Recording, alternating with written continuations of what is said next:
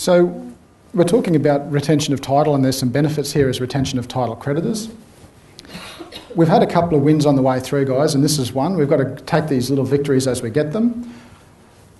Under the old law, if I was a retention of title creditor and my goods got mixed with someone else's goods so I couldn't identify them anymore, or they were processed and turned into something new, or if it was a steering wheel on a bus and it was attached to the bus, I would have lost my rights. That's how the common law position worked. We've had a win here, and because we've got a security interest, our rights now flow into those finished products. So we talked about the cases that didn't run. This was a real shame.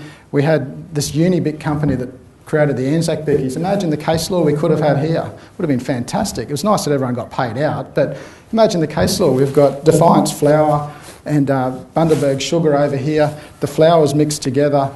The ROT rights originally would have been lost, but now they continue to exist.